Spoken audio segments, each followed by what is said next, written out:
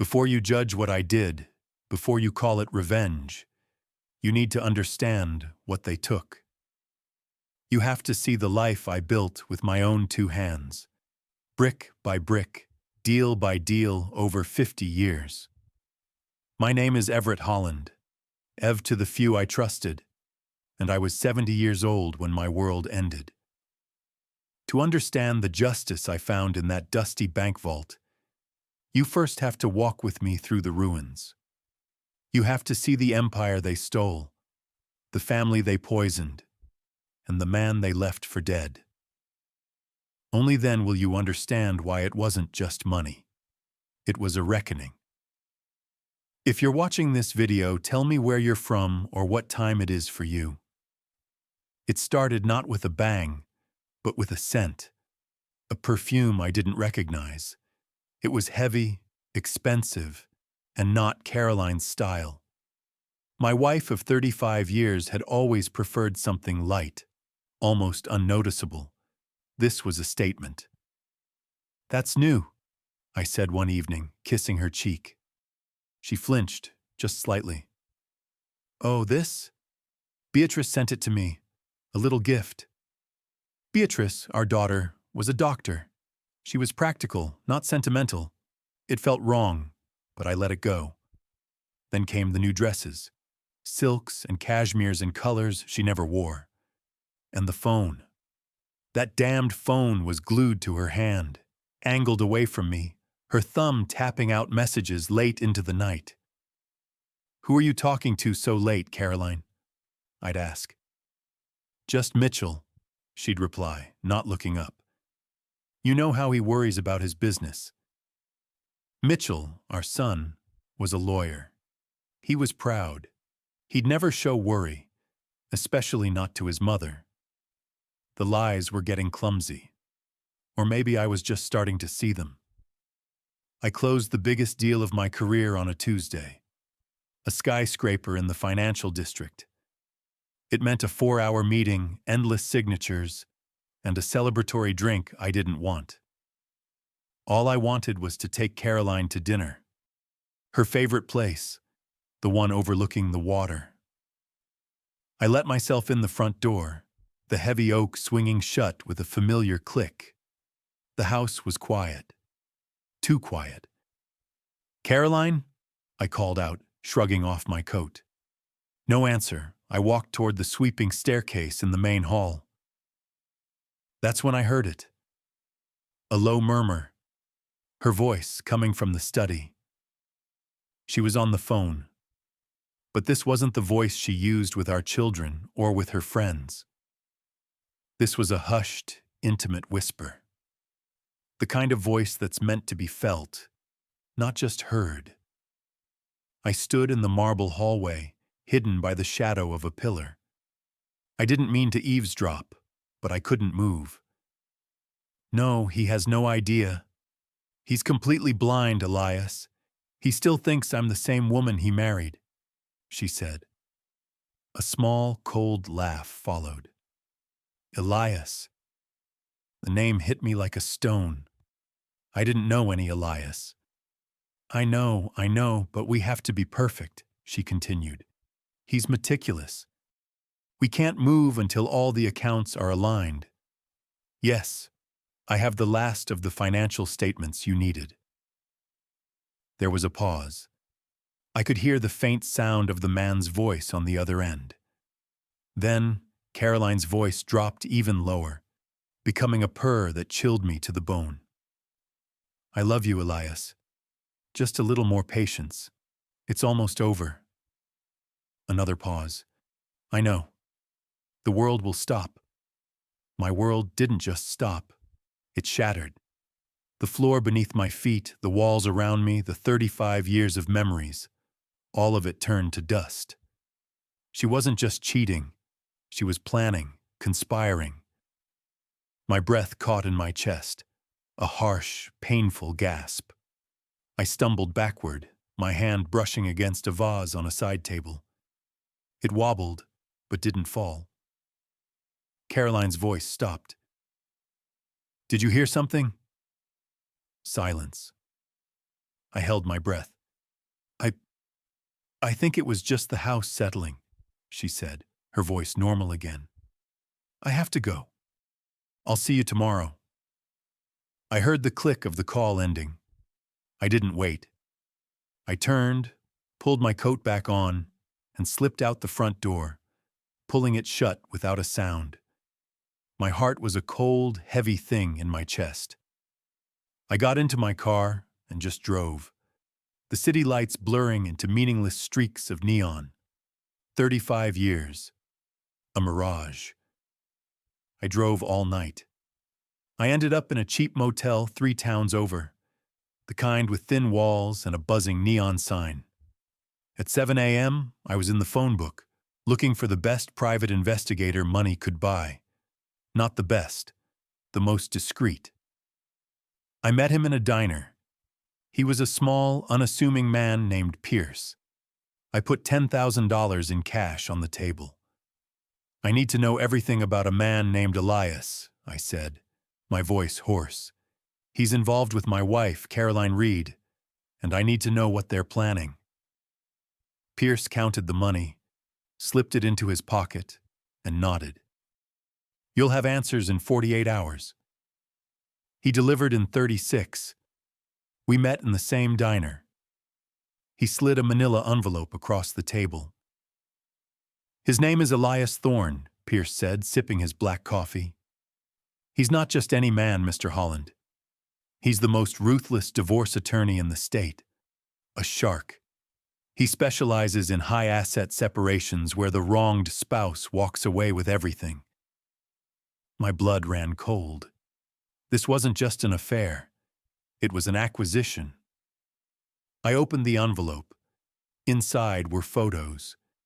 Caroline and this man, Thorne, coming out of a luxury hotel, his arm around her waist. Thorne was younger than me, but not by much. He had silver hair, a predator's smile, and the kind of expensive suit that's meant to look like armor. They were laughing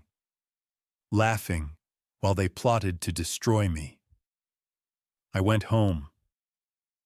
Caroline was in the kitchen, arranging flowers.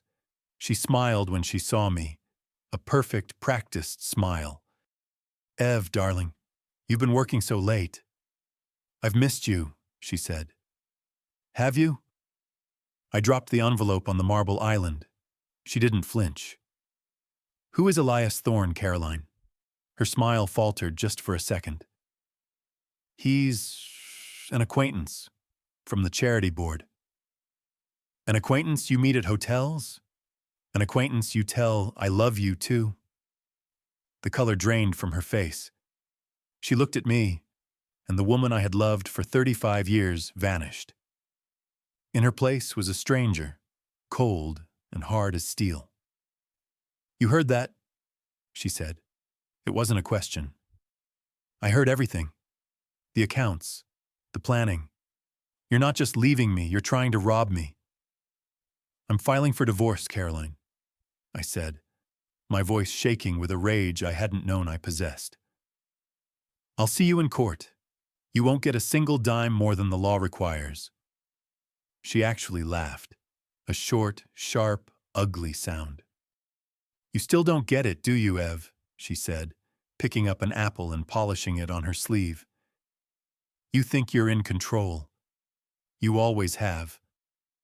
She took a bite, her eyes locked on mine. Go ahead, Everett. File. Call your dinosaur of a lawyer. It doesn't matter. Elias already has everything prepared.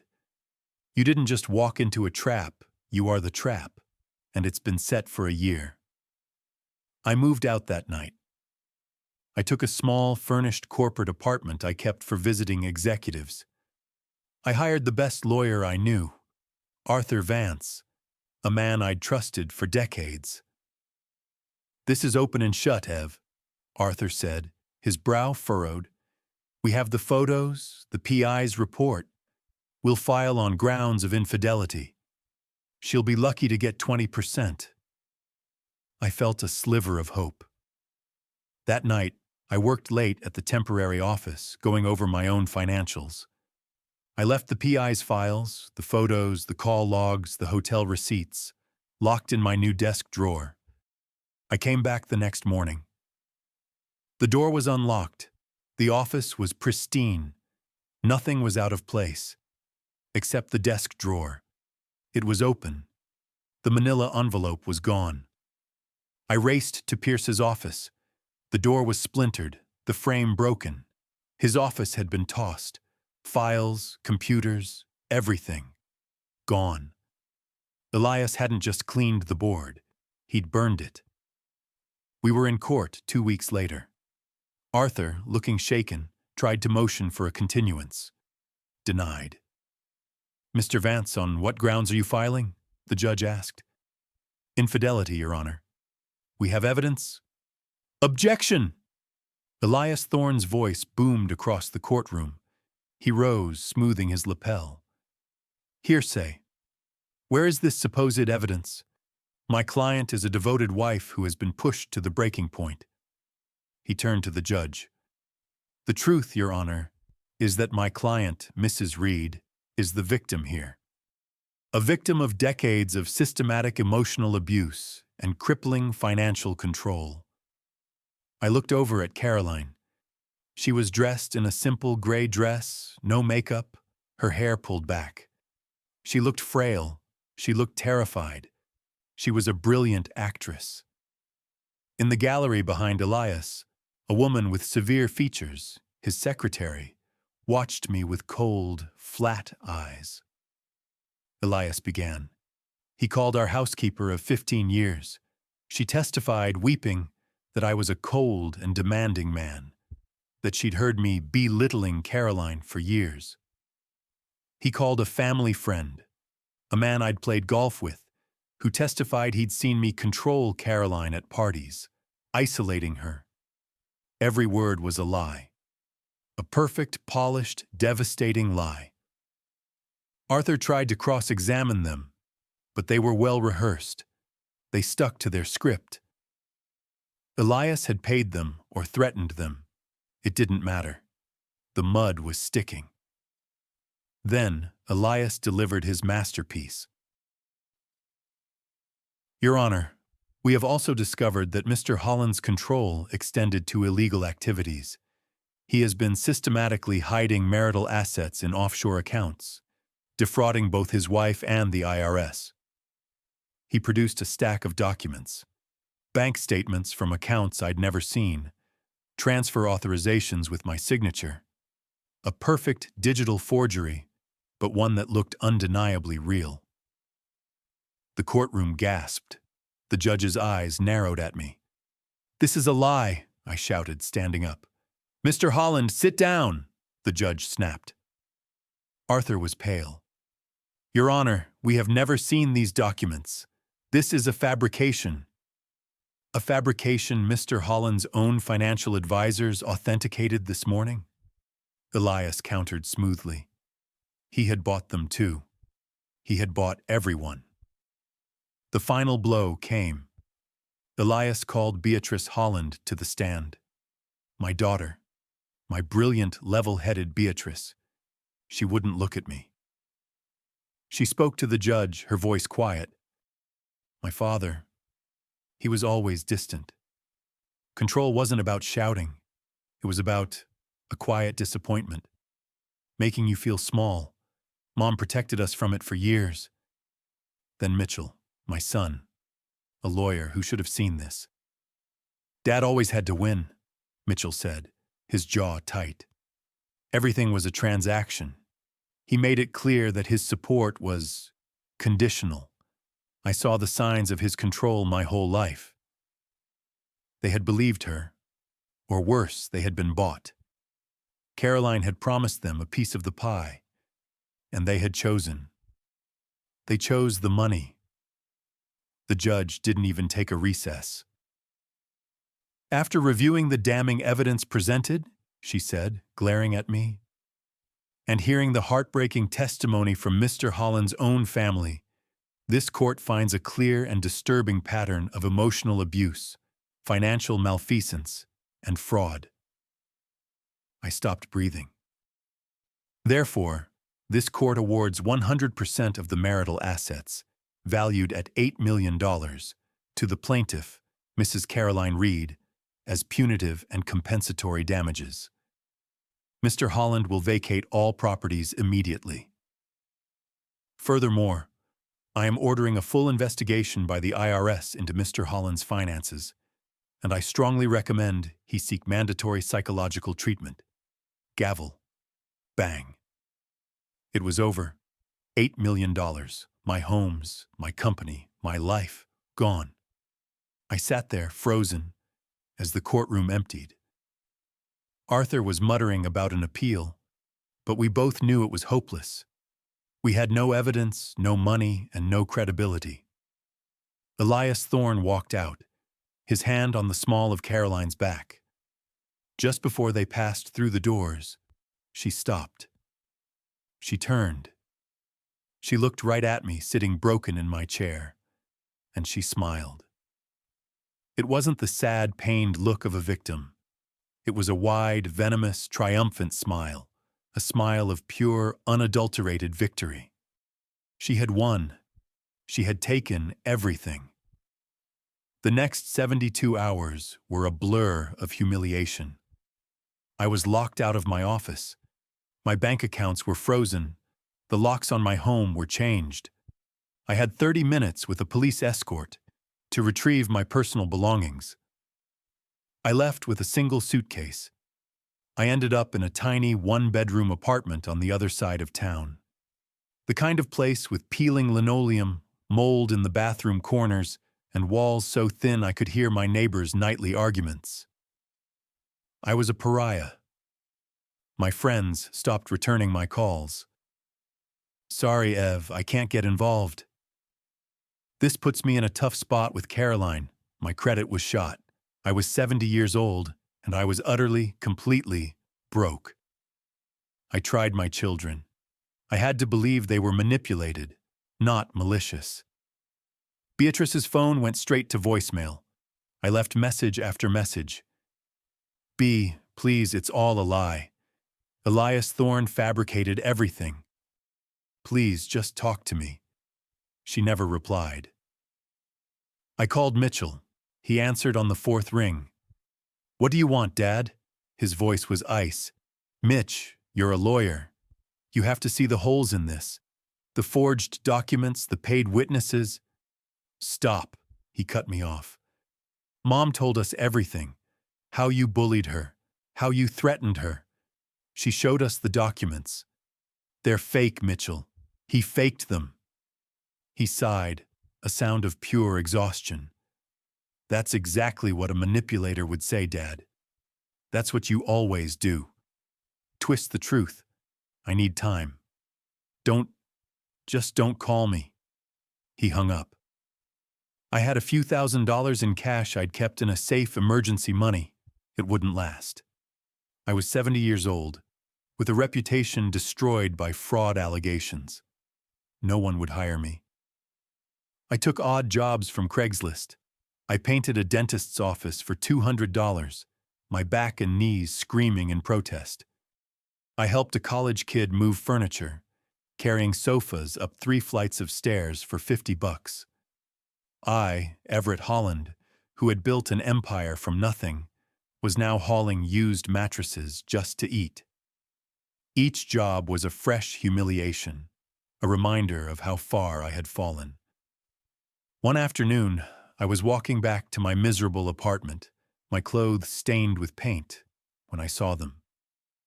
Elias and Caroline. They were getting out of my former Bentley, my car, in front of the city's most expensive restaurant. Elias was laughing, holding the door for her. Caroline was wearing a new red dress, glittering with jewelry I had never seen. My jewelry. They looked radiant, happy. They were living my life, spending my money. I ducked behind a bus stop shelter. I couldn't let them see me. Not like this. Broken, defeated, covered in filth. As they walked inside, I felt a despair so profound it almost buckled my knees. That night, I hit rock bottom. I sat on the floor of my apartment, a stack of bills I couldn't pay on the table. I was done, ready to give up. I was packing the few things I owned, deciding what to sell when I found it. An old dusty cardboard box at the back of the closet, marked Franklin, my grandfather, Franklin Holland. He died when I was 20, a quiet, thoughtful man I barely knew. I opened the box, old photos, a pocket watch, and beneath them, a small, faded green passbook. The cover read, Fidelity National Trust, Estin, 1920. I opened it. The last entry was dated 1948, a deposit of 50 Ozerstellen. The account had been opened in his name, with me listed as the sole beneficiary. A ghost. A forgotten 50 account from over 75 years ago. It was nothing. It was probably closed, the money absorbed by the state. But I had nothing else. No hope. No options. The next morning, I put on my only suit, the one I'd worn to my own execution. I took a 40-minute bus ride to the main branch of Fidelity National Trust, now a massive glass and steel corporate tower. I gave the passbook to a young teller. She frowned, typed, frowned again. Please wait, sir. I need to get my manager. I waited for 20 minutes, then 40. I was about to leave, convinced it was a waste of time, when an older man in a sharp suit walked briskly toward me. He looked pale. Mr. Holland? I'm Julian, the branch manager. Please, come with me. He didn't speak as he led me down a marble hall to a large, quiet corner office. He shut the door. Mr. Holland, he said, his voice hushed. This is highly unusual. We had to access the physical archives. He sat at his computer, his hands trembling slightly as he typed. Do you have identification and proof you are the descendant of Franklin Holland? I gave him my driver's license and a copy of my birth certificate I kept. He scanned them, his eyes wide. He took a deep breath. Mr. Holland, this account is active. It was never closed. Your grandfather's instructions were specific. It was not to be touched, or even reported, until you, the named beneficiary, appeared in person. He paused. It has been accumulating compound interest since 1948. My heart hammered against my ribs. What? How much? Julian didn't answer. He just slowly turned his monitor to face me. I looked at the screen. I saw the account number, and below it the balance. 127,419,203.18. $127 million. The room tilted. I couldn't breathe. That can't be right, I whispered. It is, Julian said, his voice just as quiet. I verified it 3 times with our central auditors. 77 years of uninterrupted high-yield compound interest. It's one of the oldest sleeper accounts in our system. I just stared, my mind blank. Julian got up and went to an old-fashioned safe in the corner. He spun the dial, opened it, and pulled out a long, yellowed envelope sealed with red wax. This was attached to the account, he said, handing it to me. Specific instructions. It was to be given to you, and you alone, when you accessed the account. My name, Everett Holland, was written on the front in elegant, faded cursive, and below it, to be opened when you need it most. My hands were shaking so badly I could barely break the seal. I unfolded the single sheet of paper. It was a letter from my grandfather, Franklin. My dearest Everett. If you are reading this, it means you have found my lifeboat, and if you have found it, it means you need it. I know what betrayal feels like. In 1947, my business partner, a man I loved like a brother, stole everything from me. My company, my savings. He left me with nothing but the clothes on my back and $50. The pain of it nearly destroyed me. But I learned a lesson. Wicked men can take everything they see, but they can never take what they don't know exists. I put that last $50 into this account. Not for me, but for you. For the grandson I knew would one day carry my name. I knew that time and interest would do their work. Do not let this pain consume you, Everett. Use this to rebuild, not for revenge. Use your pain as fuel, not as poison. Be the man I know you can be. Your grandfather? Franklin? Tears streamed down my face, dripping onto the 77-year-old letter. My grandfather had seen this. He had known. He had planted this seed, this impossible fortune, and it had been waiting for me. Waiting for this exact moment. I left the bank 3 hours later. I had a new account, a new debit card, and a secret that weighed more than all the skyscrapers in the city. I was a multi-millionaire, walking down the street in a stained, wrinkled suit. But I didn't feel euphoria. I didn't feel joy. I felt a cold, terrible, beautiful clarity. Elias Thorne had been so thorough. He'd taken everything he could see. He'd left me, as he thought, with nothing. He had no idea what was waiting in the dark. This wasn't just a second chance. This was ammunition. And I knew exactly what to do with it. The first rule of war is to never let your enemy know your strength. I didn't move to a penthouse. I didn't buy a new car. I rented a clean, respectable 2-bedroom apartment in a quiet, middle-class neighborhood. I bought new clothes, simple, off the rack. I kept my head down. I paid my bills.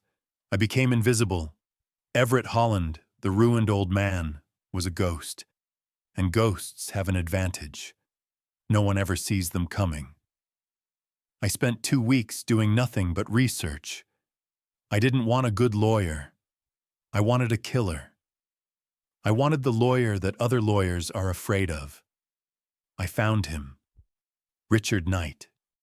He specialized in one thing: legal malpractice and high-stakes corporate fraud. His reputation was impeccable, his methods relentless. He charged $1,000 an hour. I paid his $100,000 retainer without blinking. Knight's office wasn't flashy. It was books, dark wood, and the quiet hum of lethal competence. He listened to my entire story for an hour, his face impassive. He reviewed the court transcripts I'd brought. When I finished, he leaned back in his chair. "Mr. Holland, you've been the victim of a textbook scorched earth fraud. Elias Thorne is brilliant, but he's also arrogant.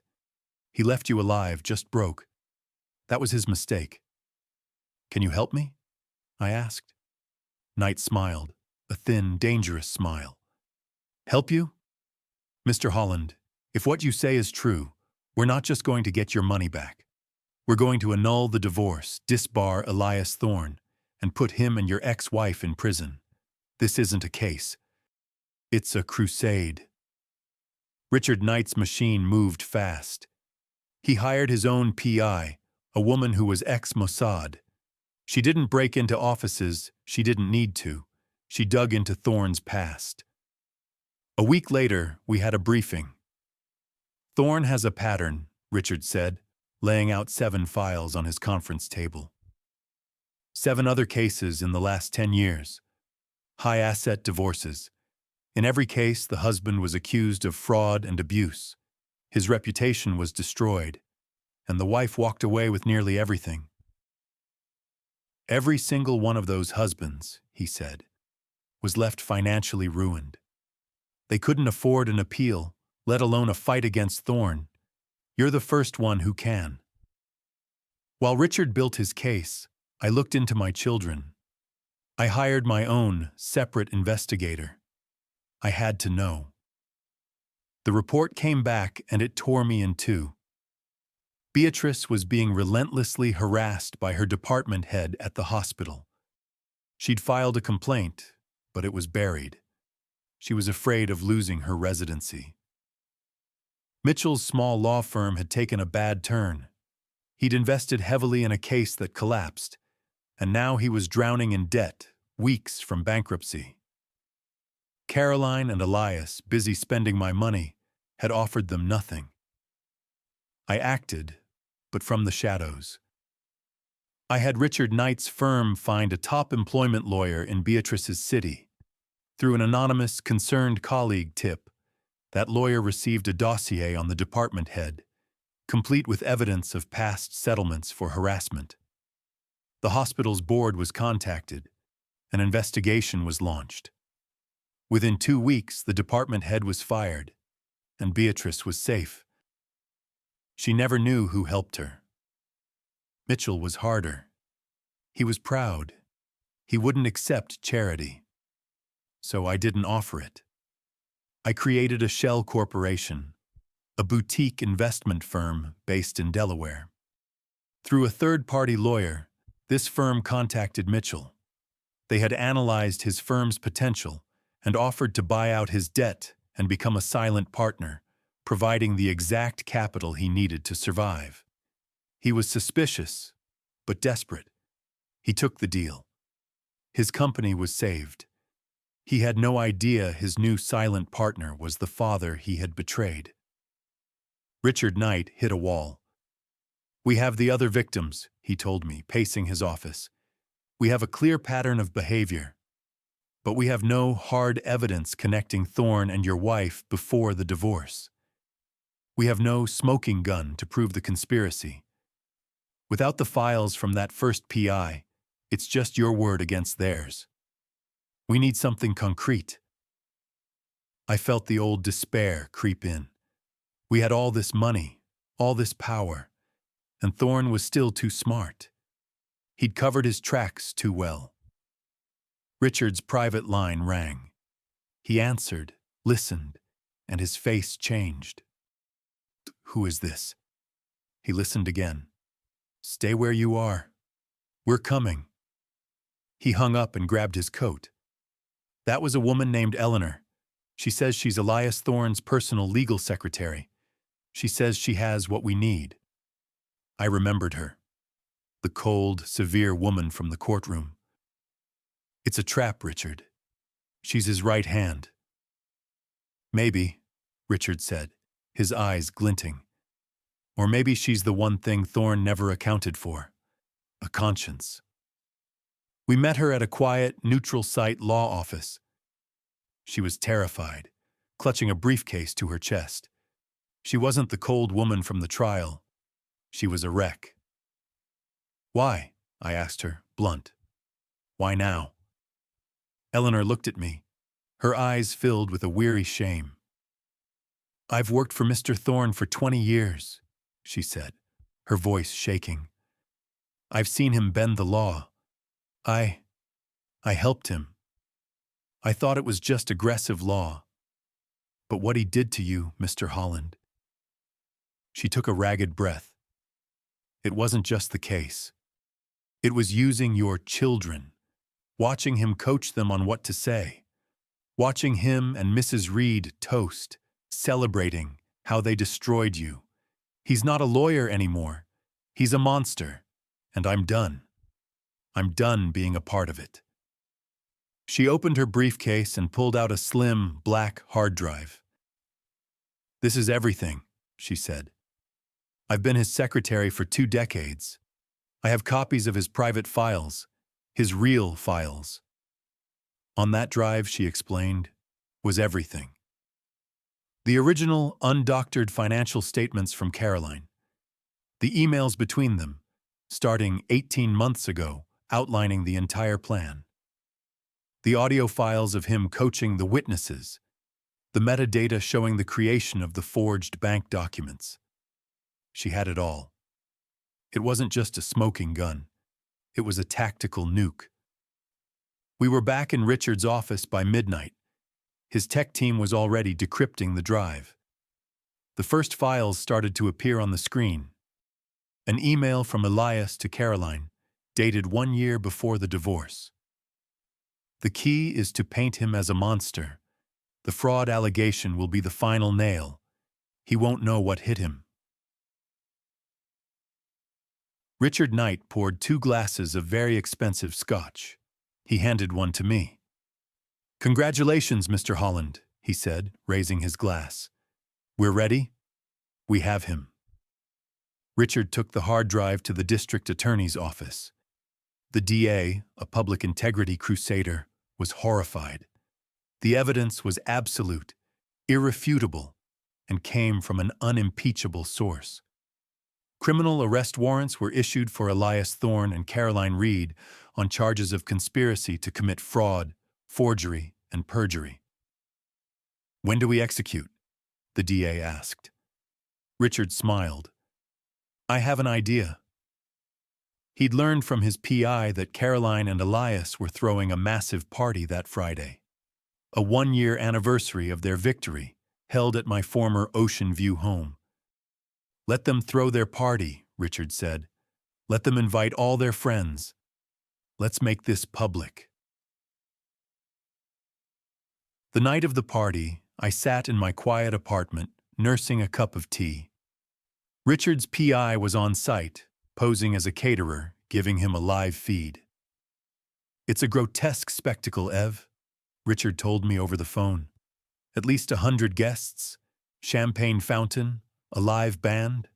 Elias is making a speech, toasting Caroline, the strongest woman I've ever known." I closed my eyes, picturing the scene.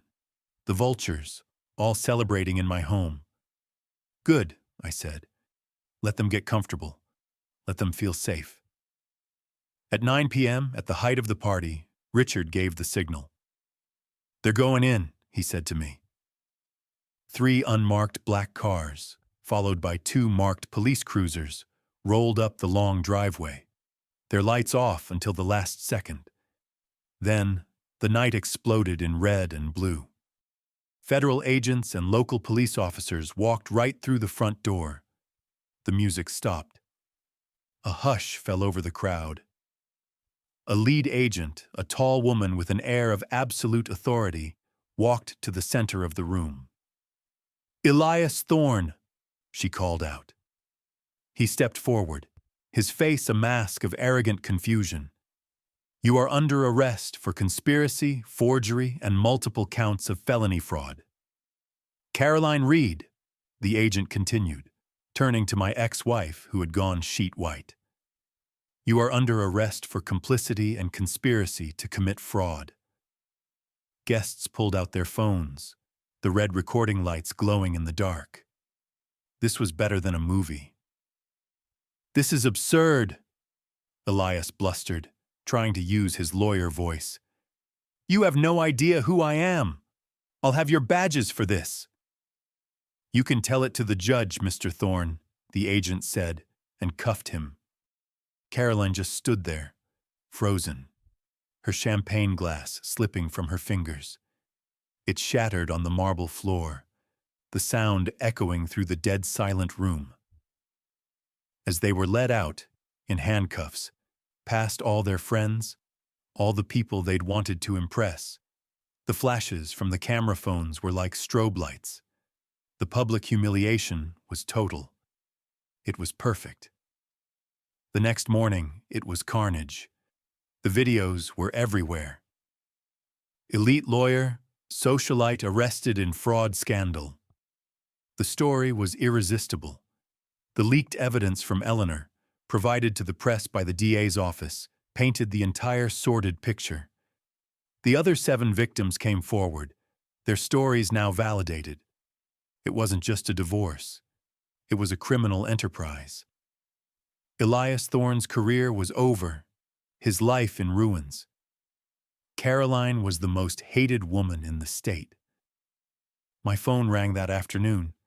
It was Beatrice. She was sobbing, hysterical. Dad, I saw the news. I saw the emails. Oh my God, Dad, what did we do? They used us. We believed her. How can you ever forgive us?" Calm down," I said, my voice gentle but firm. "You were manipulated. You wanted to believe your mother. Now you know the truth." But we abandoned you, she cried. Yes, you did, I said. And forgiveness isn't a light switch. It's something we have to build. It will take time. But we can start, if you're willing. An hour later, Mitchell called. He was quiet, his voice thick with shame. Dad, he said. He stopped. He took a breath. The investment firm, the one that saved my company. That was you, wasn't it? I didn't answer right away. You were in trouble, I helped. I testified against you, he whispered, his voice breaking. I called you a manipulator, and while I was saying that, you were saving me. God, Dad, I'm so sorry. I am your father, Mitchell, I said. That's what a real father does. We will talk about this. But first, you have a lot to think about.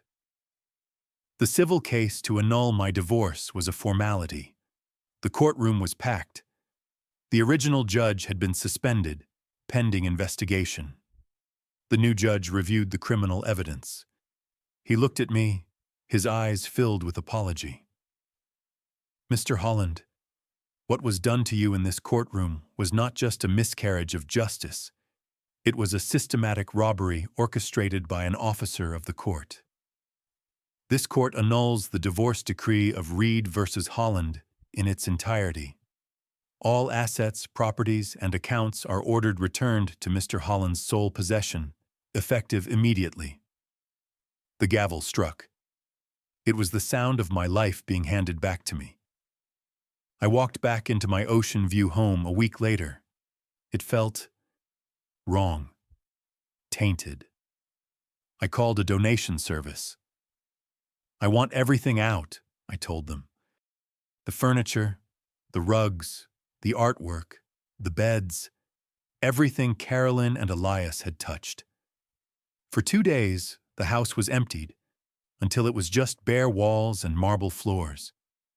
Then I hired a deep cleaning crew. I told them to scrub every surface. I wanted the smell of betrayal gone.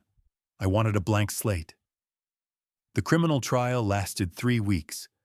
I attended every day. Elias, arrogant to the end, tried to represent himself. It was a disaster. The evidence was too strong. Eleanor's testimony was unshakable. The other 7 victims told their stories. Caroline was a different person. Dressed in a prison jumpsuit, the fight was gone. She looked small, broken, and full of a terrible dawning regret. She pled guilty and testified against Elias. It didn't matter. The jury was out for less than an hour. Guilty, on all counts. The judge read the sentence. Elias Thorne, you used your badge as an officer of the court, as a weapon to destroy lives. You are a disgrace to your profession. I sentence you to the maximum 20 years in state prison. Caroline Reed, for your complicity in this monstrous fraud, I sentence you to 8 years. Elias screamed. He cursed the judge, the jury, me. He had to be dragged from the courtroom. Caroline just wept silently. Justice, cold, clean, and final. I had my life back. I had my homes, my money, and I still had the $127 million untouched. A secret. But sitting in my empty house, I remembered my grandfather's letter. Use this to rebuild. Use your pain as fuel, not as poison. I called Richard Knight. I'm starting a foundation, I said, and I want you to run it. I called it the Franklin Holland Foundation. I funded it with an initial, anonymous grant of $20 million from my grandfather's account. Our mission was simple. We would be the weapon for people like me. The foundation's purpose was to provide elite pro bono legal and investigative resources to victims of judicial fraud and legal malpractice. We would be the sharks that hunt the sharks. We would fight for the victims who, like me, had been left with nothing. Our first case was a woman named Grace. Her story was almost identical to mine. Her husband and a corrupt lawyer had fabricated evidence, painted her as an unfit mother, and taken everything. She was living in her car. Richard Knight personally handled the case. With the foundation's resources, he tore their case apart. We got the divorce annulled, her home and her children restored. The corrupt lawyer was disbarred. When Grace came to the office to thank me, she was crying. "You gave me my life back," she said. "No," I told her. "My grandfather did. We're just paying his bill." The foundation's work made noise. We were winning impossible cases. A national news program asked for an interview. I agreed. The journalist asked me the one question everyone wanted to know. "Mr. Holland, when you see Elias Thorne and your ex-wife in prison, does it feel like a victory?" I thought for a moment. "It feels like justice," I said. "But the victory isn't in their downfall. Bitterness is a poison you take, hoping it kills your enemy. I refuse to poison myself. The victory is in the work we do now. The victory is grace. The victory is ensuring this never happens to anyone else." I received a letter, handwritten on prison stationery. It was from Caroline. "Everett. I know I don't deserve to even write your name. There are no words to say I'm sorry. I write this not for you, but for me, to tell you that I see it now. I see the good, honorable man I had, and I see the monster I became. I threw away 35 years of a real life for a fantasy, for greed. I saw your interview. The foundation. Even after everything, you are still the man you always were. I am glad you are helping people. I am glad you are using your strength for good. I am sorry, Everett, for everything." I read it. I felt a flicker of sadness for the woman she could have been. And then I filed the letter away. That chapter was closed. The foundation's work, combined with the high-profile nature of my case, gave us leverage. We lobbied the state legislature. It took a year, but we got it done. The Holland Act. A new law requiring automatic, independent review of any high-asset divorce that included allegations of fraud. It created new, severe penalties for lawyers caught fabricating evidence. We had changed the system. My house wasn't empty anymore. I had bought new furniture. Simple, comfortable. It felt like my home now. Beatrice and Mitchell came for dinner. It was a weekly event.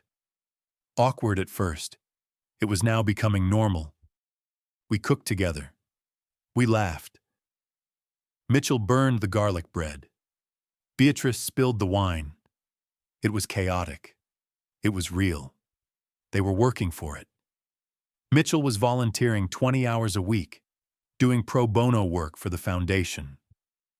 Beatrice was chairing a new committee for patient advocacy at her hospital.